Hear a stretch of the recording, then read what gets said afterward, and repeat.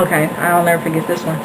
Back when we had that big snowstorm, we were staying here. We would work like 4 hours at a time and go rest and work again. One of the dispatchers took a call, and she was talking to the lady, and she said, she looked at me and she said her daughter's water's broke. I said, okay. She said, did we give her a number to a plumber or what? And I said, no, her water is broke. She's in labor. How? So that was like, you didn't expect that, just my daughter's water's broken. She's just very calm about it, but the girl was in labor, and it was the middle of that snowstorm. So I guess that made it even worse for the dispatcher. No, that was in 94? Sometimes back, that big snowstorm that we had back years ago. And that's when we would stay here. I mean, if it was bad weather, we had to stay here. I had to come into work, and my kids had been asleep in here on the floor on the blankets and stuff, because like the calls that we had, the people that were breaking in. You want to do that? We're breaking in, breaking in at Clayton Homes, and two of the dispatchers were listening to the whole thing on a cellular phone, wireless phone. They listened to them, wait. They were waiting for the right time to go in, and they alerted the officers that were working that night, and they were able to go and get them right then. I mean, how crazy! That's like calling in on yourself. How were you listening? How were you able to listen to them though? They had their cell phone. One of them had hit a button on their cell phone that called 911, and he didn't realize it was on. So they could hear the whole, hey, we're going to do it like this, and you go do this, and you bring the car here, and what have you, and they were able to follow them right down to when they got into one of the double wides up there, got ready to get to the refrigerator house, I guess is what it was, and the officers were right there to get them. They were waiting on them practically. So that's kind of neat. That's like one in a million things there. Yeah. Well, I guess just recently, tell the story of the call on the motorist that was having the diabetic seizure, and how quick action was able to probably save lives. Exactly. We had received that call. As a matter of fact, I had taken the call from the motorist that was calling in started up above Stanley Valley Road. And they were saying, this car is all over the road. We've been following it. And you could just hear them. They were saying, watch, oh, he's going to hit this one. Oh, they're running off the road again. And you're thinking, okay, we got to get somebody there. Well, that's right outside the Roswell City limits. So that's when Roswell City got involved in it. We let them know about it anytime it's close like that. And it just so happened that George Henry was that close, and he was able to observe what this car was doing. And had he not, can you imagine? I mean, it would have been horrendous. And the worst accident that I can absolutely remember was Thanksgiving, a day or two before Thanksgiving at Park Boulevard. That involved a fire truck, short Mount Silicon truck, and the highway department crew. I went to the scene because I was part of the rescue squad at the time. After we got everything kind of calmed down here, I went up there, and I was amazed. I remember walking with Chili Sanders, and because he was there too with rescue squad, and he had to actually point out the highway department truck to me. I didn't see it because it was so far up underneath it. Now, tell me that story about the day you was dispatching and the house caved in on your husband. Out here on Petersburg Road? Yeah. Oh, man. It's myself and Charlotte Light. We were the only ones here. Now, your husband, tell who your husband is first. Gary Murrell. He was a detective with the Hawkins County Sheriff's Department Narcotics Unit. Now he's the EMA director for the Hawkins County. We had been working a fire on the mountain, a brush fire that was pretty intense.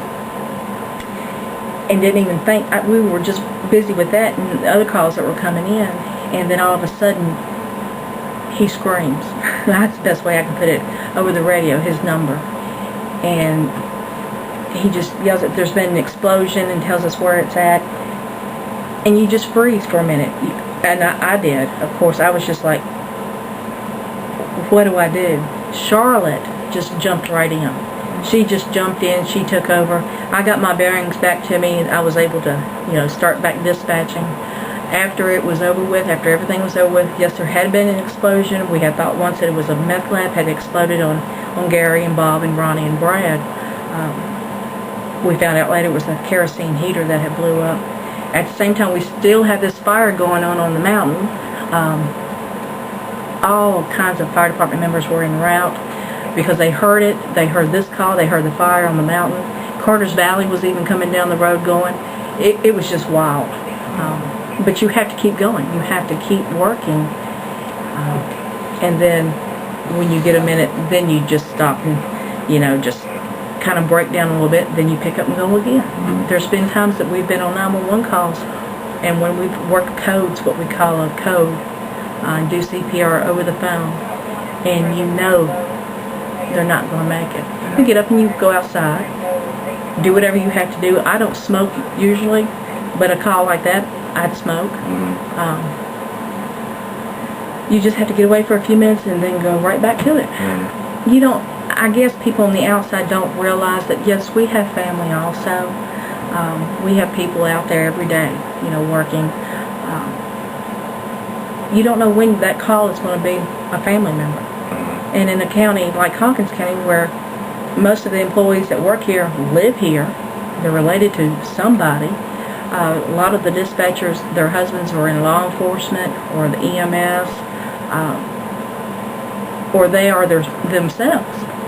You just don't know. Just like the other day, we were sitting here and we received a call of an accident down on 11W. It was one of the dispatchers and his wife, who's 8 months pregnant, and his 2 small children. Your first instinct is, what are you going to do? Of course, you're sitting in there dispatching, you can't leave. I was able to go. Chucky and I both left and went down there to them, but, still that's part of our family also. You work that close with people 12 hours a day, 14 days a month, or whatever hours you're working. It becomes all family. Well, tell me about the 15th anniversary. Tell me how that makes you feel, having been there from the very beginning. It doesn't seem like it's been that long. Some days it's like, it's been longer than that, and other days it's not been that long. You really have to enjoy your job. This job, you get stressed out really easy. So I think that anyone who could be in a job like this for that long, it's a milestone. Every day you're dealing with other people's problems. You hear every kind of problem that you can ever imagine, and then you deal with yours also. The stress level is just so high. So if you've been in it 15 years, 10 years, even 7 years, you've accomplished something. So the dispatchers that have been here right along with me all this time, we look back and we think, hey, do you remember this? And do you remember that? Yeah, I remember. Let me tell you 1/3 of that. You remember this?